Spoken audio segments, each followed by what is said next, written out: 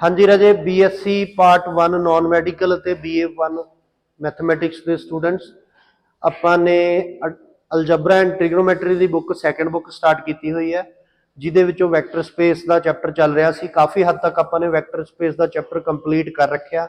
Meaning ਕੀ ਹੈ, definition ਕੀ ਹੈ, vector space ਕੀ ਹੈ, linear independence dependence, linear combination ਕੀ ਹੈ, row space, column space, row rank, column rank, ਸਾਰਾ ਕੰਮ ਮੈਕਸਿਮਮ ਕਰ ਰੱਖਿਆ। ਅੱਜ ਆਪਾਂ ਇੱਕ ਸਿਮੈਟਰੀ ਫਾਰਮ ਦੇ ਵਿੱਚ, ਪਾਰਟਿਕੂਲਰ ਫਾਰਮ ਦੇ ਵਿੱਚ ਬੁੱਕ ਦੇ ਵਿੱਚ ਜਿਹੜਾ ਚੈਪਟਰ ਦਿੱਤਾ ਹੋਇਆ, ਆਪਾਂ ਉਸ ਚੈਪਟਰ ਨੂੰ ਰਿਵਾਈਜ਼ ਕਰਦੇ ਹਾਂ। ਕਾਫੀ ਕੰਮ ਆਪਾਂ ਨੇ ਇਹਦੇ ਵਿੱਚ ਕੀਤਾ ਹੋਇਆ ਆ। ਜਿਵੇਂ ਸਟਾਰਟਿੰਗ ਦੇ ਵਿੱਚ ਐਨ ਵੈਕਟਰ ਦੀ ਡੈਫੀਨੇਸ਼ਨ ਕੀ ਹੁੰਦੀ ਹੈ, ਲੀਨੀਅਰ ਇੰਡੀਪੈਂਡੈਂਟ, ਲੀਨੀਅਰ ਡਿਪੈਂਡੈਂਟ ਕੀ ਹੈ, ਇਹ ਡੈਫੀਨੇਸ਼ਨਸ ਆਪਾਂ ਨੇ ਕਰੀਆਂ ਹੋਈਆਂ ਨੇ। ਆਪਾਂ ਇਹਨਾਂ ਦੇ ਵਿੱਚ ਟਾਈਮ ਨਹੀਂ ਲਗਾਉਂਦੇ, ਮੈਕਸਿਮਮ ਡੈਫੀਨੇਸ਼ਨ ਵਰਕ ਆਪਾਂ ਨੇ ਕੀਤਾ ਹੋਇਆ। ਪ੍ਰੋਬਲਮਸ ਤੇ ਆ ਜਾਂਦੇ ਆ।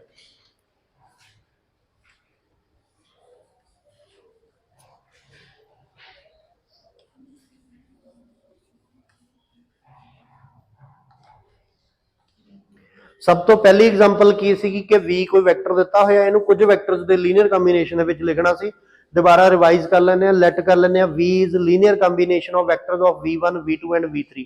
सो लैफ्ट हैंड साइड ते V vector, right hand side ते α1 V1 plus α2 V2 plus α3 V3। Here α1 α2 and α3 are scalars to be determined later. ਆਪਾਂ ਇੱਥੇ α1 α2 ਅਤੇ α3 ਦੀ ਵੈਲਿਊ ਪਤਾ ਕਰਨ ਜਾ ਰਹੇ ਹਾਂ, ਜਿਹੜੀ ਬਾਅਦ ਦੇ ਵਿੱਚ ਪਤਾ ਕਰਾਂਗੇ। ਉਸ ਤੋਂ ਬਾਅਦ ਕੀ ਸੀ, ਕੱਲੇ ਸਕੇਲਰ ਨੂੰ ਅੰਦਰ ਵੈਕਟਰ ਨਾਲ ਮਲਟੀਪਲਾਈ ਕਰਨਾ ਸੀ, ਵੈਕਟਰਸ ਦੀ ਐਡੀਸ਼ਨ ਕਰਨੀ ਸੀ। ਲੈਫਟ ਹੈਂਡ ਸਾਈਡ ਤੇ ਇੱਕ ਵੈਕਟਰ ਪਿਆ, ਦੋਨੋਂ ਵੈਕਟਰਸ ਨੂੰ ਇਕੁਏਟ ਕਰ ਲੈਣਾ ਸੀ। By equality of vectors, if two vectors are equal then their corresponding elements are also equal. ਪਹਿਲੇ ਐਲੀਮੈਂਟ ਨੂੰ ਪਹਿਲੇ ਦੇ, ਦੂਜੇ ਐਲੀਮੈਂਟ ਨੂੰ ਦੂਜੇ ਦੇ, ਤੀਜੇ ਐਲੀਮੈਂਟ ਨੂੰ ਤੀਜੇ ਦੇ ਬਰਾਬਰ ਰੱਖ ਕੇ ਤੁਹਾਡੇ ਕੋਲੇ ਤਿੰਨ ਇਕੁਏਸ਼ਨਸ ਆ ਜਾਣਗੀਆਂ। ਹੁਣ ਇਹਨਾਂ ਤਿੰਨ ਇਕੁਏਸ਼ਨ ਨੂੰ ਸੋਲਵ ਕਰਕੇ ਤੁਸੀਂ ਸਕੇਲਰਸ α1 ਐਂਡ α2 ਐਂਡ α3 ਦੀਆਂ ਵੈਲਿਊਜ਼ ਪਤਾ ਕਰਨੀਆਂ ਨੇ। α1 α2 α3 ਨਹੀਂ ਰੱਖਣੇ, A B C ਰੱਖ ਲਓ ਤਾਂ ਵੀ ਕੋਈ ਇਸ਼ੂ ਨਹੀਂ। ਸੋ ਇਹਨਾਂ ਸਕੇਲਰਸ ਦੀਆਂ ਵੈਲਿਊਜ਼ ਕੱਢਣੀਆਂ ਨੇ। ਜੇ ਤਾਂ ਸਕੇਲਰਸ ਦੀਆਂ ਵੈਲਿਊਜ਼ ਫਾਈਂਡ ਆਊਟ ਹੋ ਗਈਆਂ, if we are successful to find the values of scalars, then definitely V is linear combination of V1 and V2 and V3. V is called generated by vectors of V1 V2 and V3. V is generated by V1 V2 and V3.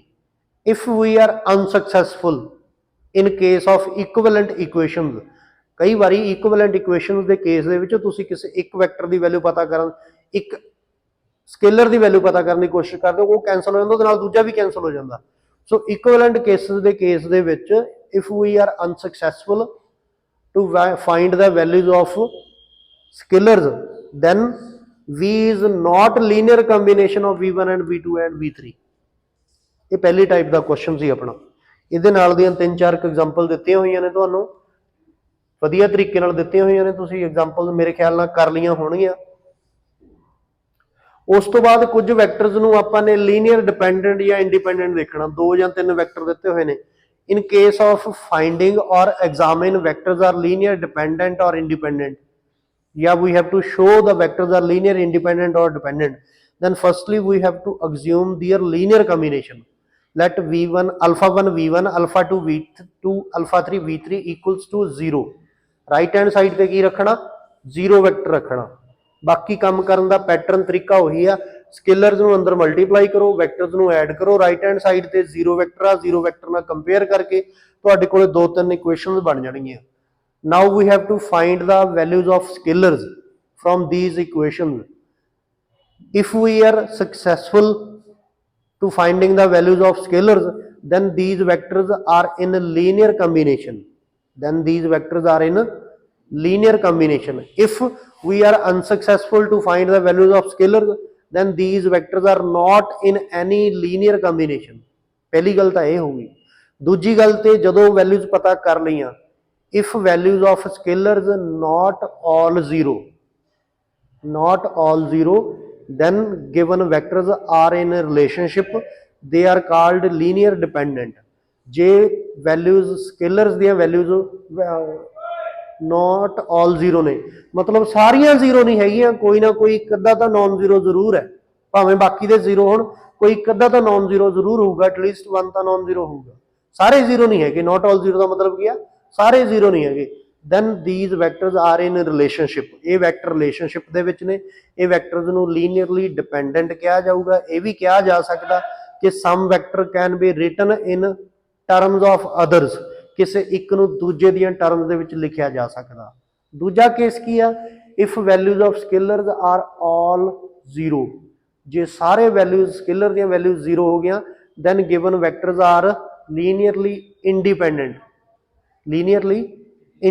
they are not in any relationship, ਉਹ ਕਿਸੇ ਵੀ relationship ਦੇ ਵਿੱਚ ਨਹੀਂ ਹੈਗੇ, they are independent, they cannot write in terms of others, ਕਿਸੇ ਵੀ ਇੱਕ ਨੂੰ ਦੂਜੇ ਦੀਆਂ ਟਾਈਪਸ ਦੇ ਵਿੱਚ ਟਰਮਸ ਦੇ ਵਿੱਚ ਨਹੀਂ ਲਿਖਿਆ ਜਾ ਸਕਦਾ। ਇਹਦੇ ਨਾਲ ਦੇ ਐਗਜ਼ਾਮਪਲਸ ਵੀ ਆਪਾਂ ਨੇ ਕੀਤੀਆਂ ਹੋਈਆਂ ਨੇ। ਇੱਕ ਇਹਦਾ ਮੈਥਡ ਸੀਗਾ ਲੀਨੀਅਰਲੀ ਇੰਡੀਪੈਂਡੈਂਟ ਜਾਂ ਡਿਪੈਂਡੈਂਟ ਨੂੰ ਮੈਟ੍ਰਿਕਸ ਸਕੁਅਰ ਮੈਟ੍ਰਿਕਸ ਫਾਰਮ ਦੇ ਵਿੱਚ we have to consider first vector as first row, second vector as second row, third vector as third row, we have to form square matrix from given vectors। ਆਪਾਂ ਨੇ ਦਿੱਤੇ ਹੋਏ vectors ਤੋਂ ਇੱਕ square matrix ਪਤਾ ਕਰ ਲਈ, ਉਹ ਭਾਵੇਂ ਰੋ ਵੈਕਟਰ ਦੀ ਫਾਰਮ ਦੇ ਵਿੱਚ ਹੋਣ ਭਾਵੇਂ ਕਾਲਮ ਵੈਕਟਰ ਦੀ ਫਾਰਮ ਦੇ ਵਿੱਚ ਹੋਣ, ਤੁਸੀਂ ਇੱਕ ਮੈਟ੍ਰਿਕਸ ਤਿਆਰ ਕਰ ਲਈ। now we have to solve the determinant of that matrix, determinant ਕਰ ਲਓਗੇ ਨਾ determinant, if determinant is non-zero, ਪਹਿਲਾਂ ਤਾਂ ਗੱਲ ਕਰੋ if determinant is zero then these vectors are linearly dependent, if determinant is non-zero then vectors are linearly independent। ਉਲਟ ਹੋ ਗਿਆ, scalar not all zero ਹੋਣ ਤਾਂ dependent ਕਹਿੰਦੇ ਆ, ਮੈਟ੍ਰਿਕਸ ਦਾ determinant zero ਹੋਵੇ ਤਾਂ dependent ਕਹਿੰਦੇ ਆ, ਸਕੇਲਰ ਚ ਜ਼ੀਰੋ ਹੋਣ ਤਾਂ ਲੀਨੀਅਰਲੀ ਇੰਡੀਪੈਂਡੈਂਟ ਕਹਿੰਦੇ ਆ, ਮੈਟ੍ਰਿਕਸ ਦਾ ਡਿਟਰਮੀਨੈਂਟ ਨਾਨ ਜ਼ੀਰੋ ਹੋਵੇ ਤਾਂ ਲੀਨੀਅਰਲੀ ਇੰਡੀਪੈਂਡੈਂਟ ਕਹਿੰਦੇ ਆ। ਸੋ ਉਲਟ ਹੈ ਇਹ, ਧਿਆਨ ਰੱਖਿਓ ਇਹਦਾ।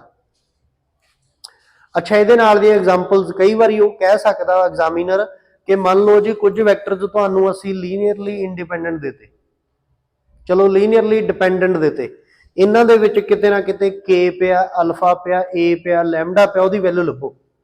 ਤਾਂ ਇੱਥੇ ਤੁਸੀਂ ਆਪਣੇ ਤਰੀਕੇ ਨਾਲ ਡੈਫੀਨੇਸ਼ਨ ਵਰਤੋਗੇ ਵੀ ਜੇ ਮੈਟ੍ਰਿਕਸ, ਪਹਿਲੀ ਗੱਲ ਤਾਂ ਜੇ ਵੈਕਟਰਸ ਨੂੰ ਲੀਨੀਅਰਲੀ ਡਿਪੈਂਡੈਂਟ ਕਹਤਾ, ਜੇ ਵੈਕਟਰਸ ਨੂੰ ਲੀਨੀਅਰਲੀ ਡਿਪੈਂਡੈਂਟ ਕਹਤਾ ਤਾਂ ਮੈਟ੍ਰਿਕਸ ਦਾ ਡਿਟਰਮੀਨੈਂਟ ਜ਼ੀਰੋ ਦੇ ਬਰਾਬਰ ਹੋਊਗਾ।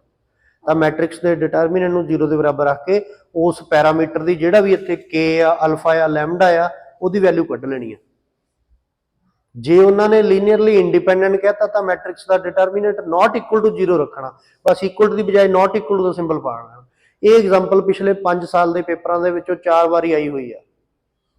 ਹਮੇਸ਼ਾ ਹੀ ਉਹ ਕਹਿ ਦਿੰਦੇ ਆ ਕਿ ਵੈਕਟਰਸ ਲੀਨੀਅਰਲੀ ਡਿਪੈਂਡੈਂਟ ਨੇ, ਤੁਸੀਂ ਕੇ ਦੀ ਵੈਲਿਊ ਕੱਢੋ, ਕੇ ਵੀ ਇੱਥੇ ਪਹਿਲੇ ਨੰਬਰ ਤੇ ਪਿਆ ਹੁੰਦਾ।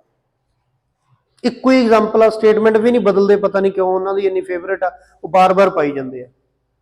ਇਹੋ ਜਿਹੀਆਂ ਚੀਜ਼ਾਂ ਜਿਹੜੀਆਂ ਬਾਰ-ਬਾਰ ਰਿਪੀਟਡ ਹੁੰਦੀਆਂ ਨੇ ਉਹਨਾਂ ਨੂੰ ਆਪਣੀ ਹਿੱਟ ਲਿਸਟ ਤੇ ਰੱਖਿਆ ਕਰੋ। ਉਹੋ ਜਿਹੀ ਐਗਜ਼ਾਮਪਲ ਤਾਂ ਕਰਨੀ, ਉਹਦੇ ਨਾਲ ਦੀਆਂ ਮਿਲਦੀ ਜੁਲਦੀਆਂ ਵੀ ਕਰ ਦੇਣੀਆਂ, ਤਾਂ ਕਿ ਜਿਹੜੀ ਚੀਜ਼ ਐਗਜ਼ਾਮੀਨਰ ਦੇ ਲਈ ਫੇਵਰੇਬਲ ਹੈ, ਐਗਜ਼ਾਮੀਨਰ ਜ਼ਿਆਦਾਤਰ ਪਸੰਦ ਕਰਦਾ ਪੇਪਰ 'ਚ ਪਾਉਣਾ, ਉਹ ਚੀਜ਼ ਦੇ ਵਿੱਚ ਤੁਸੀਂ ਪੂਰੇ ਪਰਫੈਕਟ ਹੋਵੋ।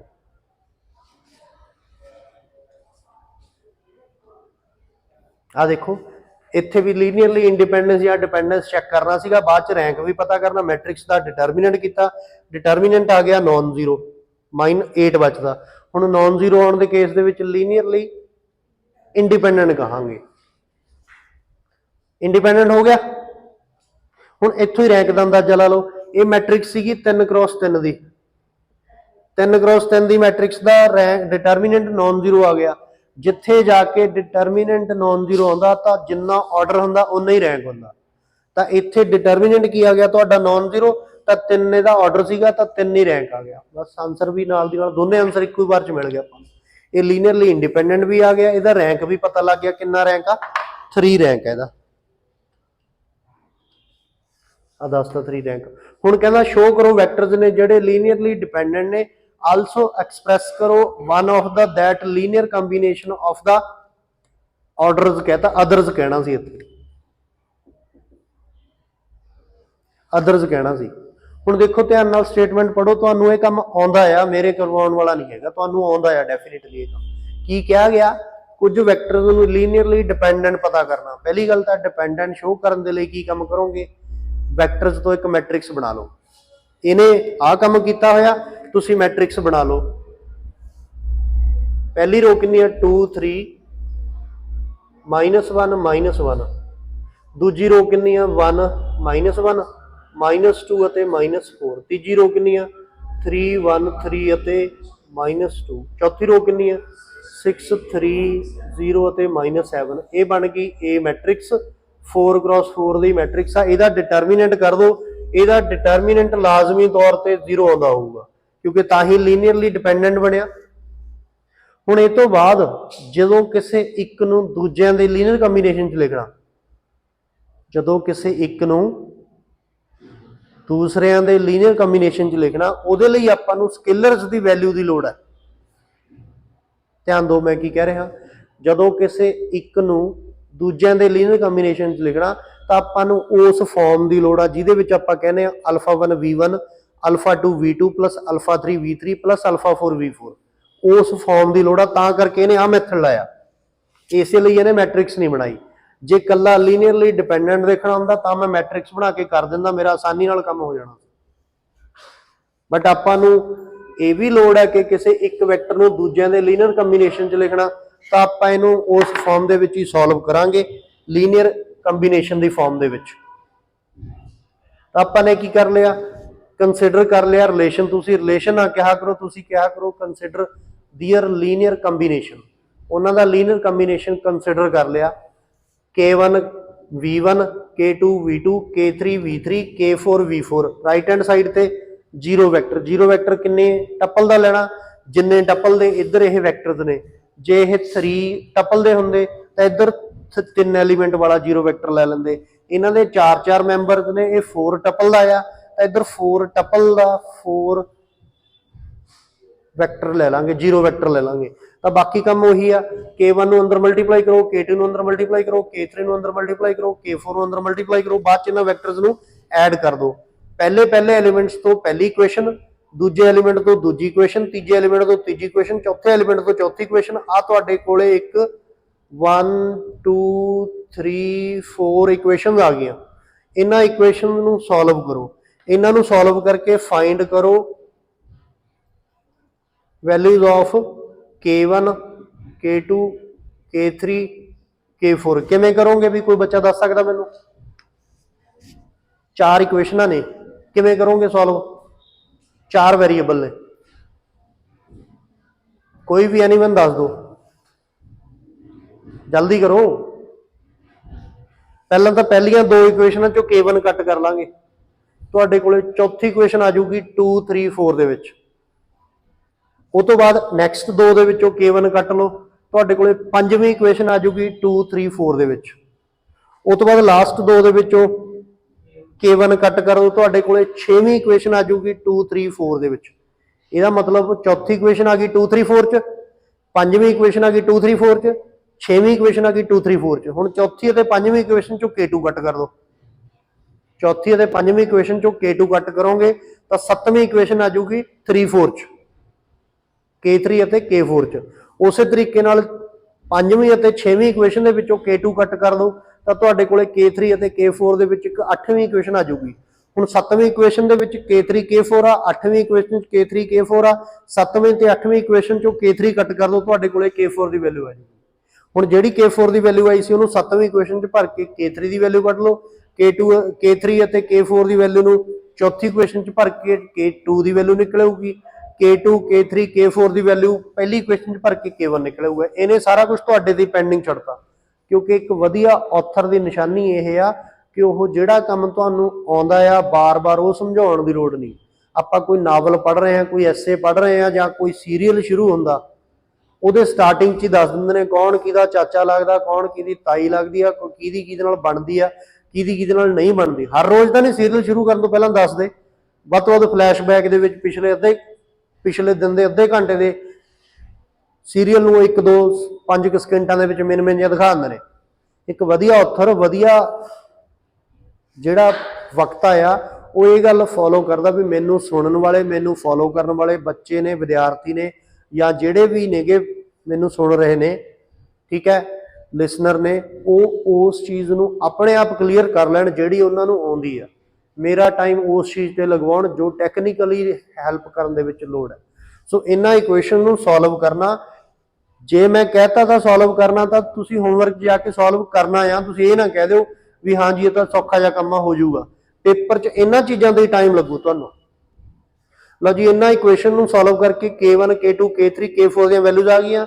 ਇਹ ਗੱਲ ਕਲੀਅਰ ਆ ਕਿ ਇਹ ਵੈਕਟਰਸ ਕਿਸੇ ਨਾ ਕਿਸੇ ਲੀਨੀਅਰ ਕੰਬੀਨੇਸ਼ਨ ਦੇ ਵਿੱਚ ਨੇ, ਕਿਉਂਕਿ ਵੈਲਿਊਜ਼ ਨਿਕਲ ਆਈਆਂ। ਉਹ ਤੋਂ ਬਾਅਦ ਜਿਹੜੀਆਂ ਵੈਲਿਊਜ਼ ਨੇ ਸਾਰੀਆਂ ਜ਼ੀਰੋ ਤਾਂ ਨਹੀਂ ਆਈਆਂ, ਤਾਂ ਇਹ ਗੱਲ ਕਲੀਅਰ ਹੋ ਗਈ ਕਿ ਇਹ ਵੈਕਟਰ ਕੀ ਨੇਗੇ, ਲੀਨੀਅਰਲੀ ਡਿਪੈਂਡੈਂਟ ਹੋ ਗਏ। ਸਾਰੀਆਂ ਜ਼ੀਰੋ ਆ ਜਾਂਦੀਆਂ ਤਾਂ ਲੀਨੀਅਰਲੀ ਇੰਡੀਪੈਂਡੈਂਟ ਹੋਣਾ ਸੀ, ਨਾਟ ਆਲ ਜ਼ੀਰੋ ਆਈਆਂ ਨੇ ਤਾਂ ਲੀਨੀਅਰਲੀ ਡਿਪੈਂਡੈਂਟ ਹੋ ਗਿਆ।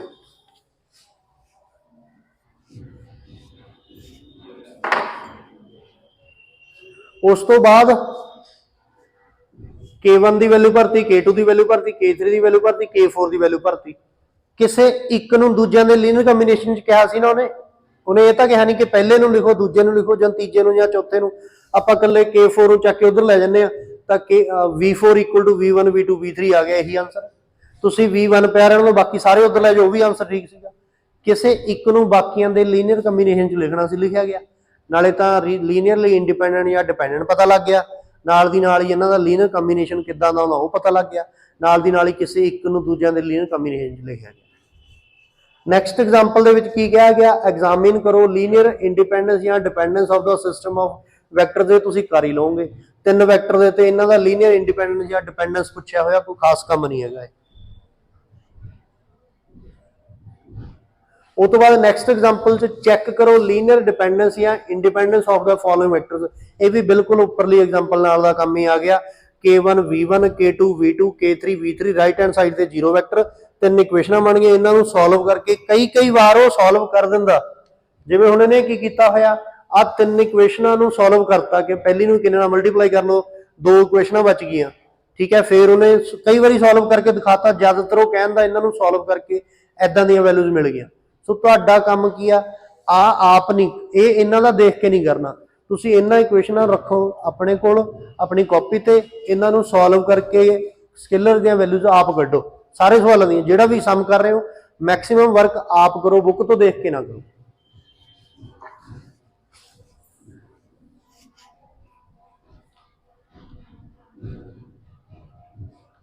ਲਓ ਜੀ, ਸਕੇਲਰ ਦੀਆਂ ਵੈਲਿਊਜ਼ ਆ ਗਈਆਂ। ਸਕੇਲਰ ਕਿੱਦਾਂ ਦੇ ਆਏ ਨੇਗੇ, ਆਪਣੇ ਕੋਲੇ ਸਾਰੇ ਹੀ 0 ਆ ਗਏ। ਜੇ ਸਾਰੇ ਹੀ 0 ਆ ਗਏ ਤਾਂ ਲੀਨੀਅਰਲੀ ਇੰਡੀਪੈਂਡੈਂਸ ਆ ਗਿਆ। ਉਸ ਤੋਂ ਬਾਅਦ ਫਾਈਂਡ ਕਰੋ, ਆਹ ਐਗਜ਼ਾਮਪਲ ਆ ਜਿਹੜੀ ਮੈਂ ਕਹਿ ਰਿਹਾ ਸੀ, ਬਹੁਤ ਵਾਰ ਪੇਪਰਾਂ 'ਚ ਆਈ ਹੋਈ ਆ। ਫਾਈਂਡ ਕਰੋ K ਦੀ ਵੈਲਿਊ ਜਦੋਂ ਇਹ ਮੈਟ੍ਰਿਕਸ ਲੀਨੀਅਰਲੀ ਇੰਡੀਪੈਂਡੈਂਟ ਹੋਵੇ ਜਾਂ ਲੀਨੀਅਰਲੀ ਡਿਪੈਂਡੈਂਟ ਹੋਵੇ। ਪਹਿਲੀ ਗੱਲ ਤਾਂ ਲੀਨੀਅਰਲੀ ਇੰਡੀਪੈਂਡੈਂਟ ਦੇ ਲਈ ਵੀ ਡਿਪੈਂਡੈਂਟ ਦੇ ਲਈ ਵੀ, ਦੋਨੋਂ ਕੇਸਿਸ ਦੇ ਲਈ ਇੰਡੀਪੈਂਡੈਂਸ ਕਹਿ ਦੋ ਭਾਵੇਂ ਡਿਪੈਂਡੈਂਟ ਕਹਿ ਦੋ, ਦੋਨੋਂ ਕੇਸਿਸ ਦੇ ਲਈ ਇਹਦੇ ਡਿਟਰਮੀਨੈਂਟ ਦੀ ਲੋੜ ਪਊਗੀ। ਤਾਂ ਪਹਿਲਾਂ ਆਪਾਂ ਇਹਦਾ ਡਿਟਰਮੀਨੈਂਟ ਕਰ ਲੈਂਦੇ ਆ। ਇਹਦਾ ਡਿਟਰਮੀਨੈਂਟ ਕਰਕੇ ਕਿੰਨਾ ਆਇਆ ਵੀ, ਡਿਟਰਮੀਨੈਂਟ ਕਰਕੇ ਇਹਦਾ ਕਿੰਨਾ ਆ ਗਿਆ, ਆਹ ਚੀਜ਼ ਆ ਗਈ -K -9। ਸੋ ਜਦੋਂ ਤਾਂ ਇਹਨੇ ਲੀਨੀਅਰਲੀ ਇੰਡੀਪੈਂਡੈਂਟ ਹੋਣਾ ਉਦੋਂ ਤਾਂ ਇਹਦਾ ਡਿਟਰਮੀਨੈਂਟ ਹੋਊਗਾ not equal to 0। ਤਾਂ -K -9 not equal to 0, -9 ਇੱਧਰ ਆ ਕੇ ਪਲੱਸ ਦਾ ਹੋ ਗਿਆ, ਮਾਈਨਸ ਇੱਧਰ ਆ ਕੇ ਇਹਦੇ ਨਾਲ ਲੱਗ ਗਿਆ, ਤਾਂ K ਦੀ ਵੈਲਿਊ ਕਿੰਨੀ ਨਿਕਲ ਆਈ, not equal to -9। ਜਦੋਂ ਡਿਟਰਮੀਨੈਂਟ, ਜਦੋਂ ਤੁਹਾਡਾ ਦਿੱਤੇ ਹੋਏ ਵੈਕਟਰਸ ਲੀਨੀਅਰਲੀ ਡਿਪੈਂਡੈਂਟ ਨੇ ਤਾਂ ਮੈਟ੍ਰਿਕਸ ਦਾ ਡਿਟਰਮੀਨੈਂਟ ਹੋਊਗਾ 0 ਦੇ ਬਰਾਬਰ। ਪਹਿਲਾਂ not equal to ਸੀ, ਹੁਣ equal to ਦੀ ਹੈ ਗੱਲ ਆ, ਤਾਂ K ਦੀ ਵੈਲਿਊ ਕਿੰਨੀ ਆ ਗਈ, -9 ਆ ਗਈ। ਇਹੀ ਆਨਸਰ ਆ। ਇਹ ਐਗਜ਼ਾਮਪਲ 'ਚ ਹੈ ਕੀ, ਪਤਾ ਨਹੀਂ ਕਿਉਂ ਐਗਜ਼ਾਮੀਨਰ ਇਸ ਚੀਜ਼ ਨੂੰ ਬਾਰ-ਬਾਰ ਪਾਈ ਜਾਂਦਾ। ਜੇ ਮੈਂ ਪਾਉਣਾ ਹੋਵੇ ਮੈਂ ਤਾਂ ਕੋਈ ਏਦਾਂ ਦਾ ਕੁਐਸਚਨ ਪਾਊਂਗਾ ਜਿਹੜਾ ਤੁਹਾਡੀ ਵੱਧ ਤੋਂ ਵੱਧ ਨੌਲੇਜ ਕੈਪਚਰ ਕਰ ਸਕਦਾ ਹੋਵੇ, ਜਿੱਥੋਂ ਤੁਹਾਨੂੰ ਸਾਰੀ ਚੀਜ਼ ਦੀ ਨੌਲੇਜ ਪਤਾ ਲੱਗ ਜਾਵੇ ਵੀ ਕਿ ਬੱਚੇ ਨੂੰ ਕੀ ਆਉਂਦਾ ਆ।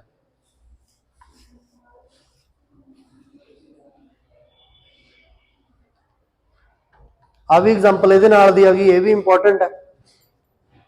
ਇਹਦੇ ਵਿੱਚ ਕੀ ਕਹਤਾ, ਫਾਈਂਡ ਕਰੋ K ਦੀ ਵੈਲਿਊ, ਵੈਕਟਰਸ ਕੀ ਨੇ, ਲੀਨੀਅਰਲੀ ਡਿਪੈਂਡੈਂਟ ਨੇ। ਤੁਸੀਂ ਮੈਟ੍ਰਿਕਸ ਬਣਾ ਲਓ 1 -1 ਅਤੇ 3, 1 2 ਅਤੇ -2,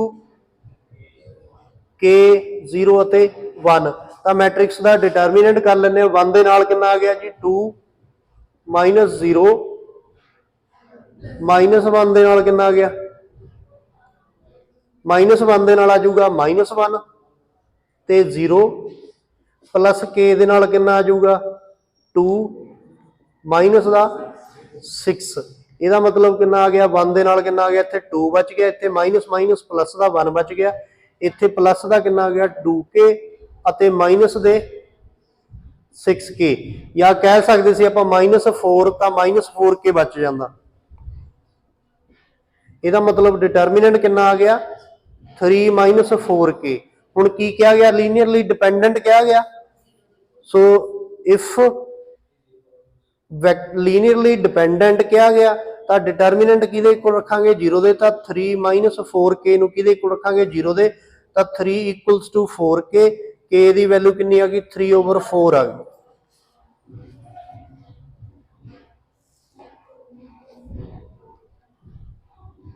ਆ ਲਓ ਜੀ k ਦੀ ਵੈਲਿਊ 3/4 ਆ ਗਈ। ਇਹਨੇ ਦੂਜਾ ਮੈਥਡ ਲਾਇਆ ਆਪਣਾ ਮੈਟ੍ਰਿਕਸ ਬਣਾ ਕੇ ਜਲਦੀ ਨਾਲ ਆਨਸਰ ਆ ਗਿਆ। ਠੀਕ ਹੈ, ਇਹ ਵੀ ਇੰਪੋਰਟੈਂਟ ਐਗਜ਼ਾਮਪਲ ਹੈ।